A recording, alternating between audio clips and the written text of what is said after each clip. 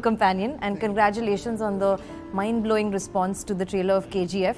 When you dub a film across 5 languages, you're automatically just increasing the scale and the platform at which it's showcased tremendously. What about KGF made you feel like this had the kind of universal appeal that deserved this platform? One, the concept of the film, which is very unique, and the way we have shot it, it is very international, and I think it is more than dialogues. It is about the visuals which will narrate the script, tell you the story. I think cinema has its own language. That cinematic language is very good, and I think it can communicate to each and every person who's watching it. So that's the reason, that's the primary reason. And of course, yes, we truly believe in the script, and we think this is a story which needs to be told to many people. So that's the reason. It'll also be interesting to know what really were the key takeaways from the stupendous success of a film like Bahubali. What were really the main lessons that you learned? It doesn't matter where you come from and what kind of background you have, or what kind of an experience, or what kind of experience you have. It just depends on how well you're performing and how well you know your job. So theatre is one place where I believe everybody come together. They just come under one roof and they just start watching it, and if they connect to it, they will own him. They will own the actor, or they will own the cinema. So I always believe during the promotion it's my film, but once it's released, it won't be my film. People will start owning it and they'll start promoting it. They'll become Yash. So likewise, even the Bahubali, people owned it.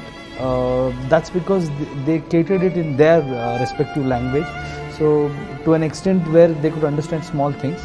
Other than that, it had a language which I think everybody could easily understand. And the scale and the pride behind that, that people have really worked hard. I think sometimes what I have realized is people give you bigger success just because you have worked really hard.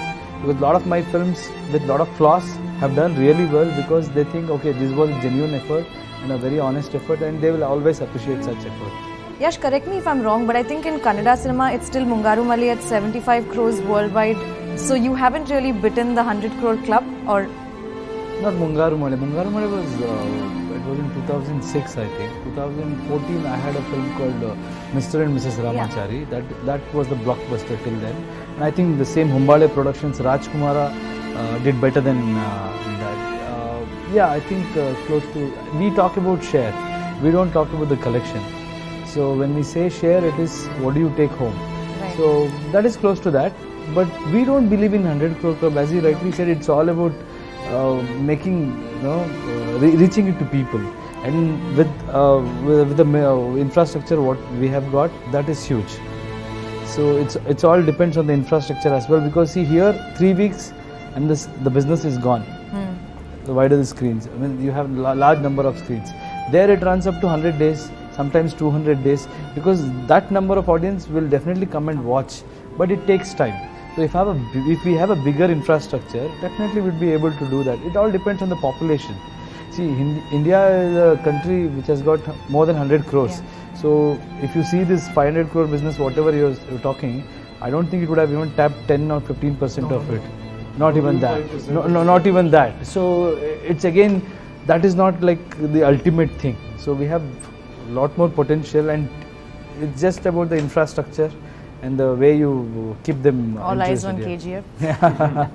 I noticed something really interesting about Kannada film heroes. This very exciting tagline that each of you all come with, whether it's a rocking star or rebel star or chat. What is this about? What is the story to this? Is it solely fan-made? How seriously do you guys take it? Don't blame me for that. In Hindi, I've strictly told them not to use such things.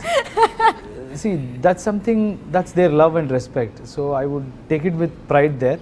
But I don't want to come and push it here. But I don't know, because of the internet and all, you guys pick it and you guys introduce me like that. But I'm proud of that. But it's not something which we create. It's the fans. Every hero will have at least 5 to 6 such names. Oh really? Okay, yeah. They will have their own fan associations where they will name with their favorite title. And whichever becomes very popular, that producers will pick it and put it on screen. That's kind of marketing thing also. They're trying to say that yes, this is the star, this is how you want to see, and it just happens like that.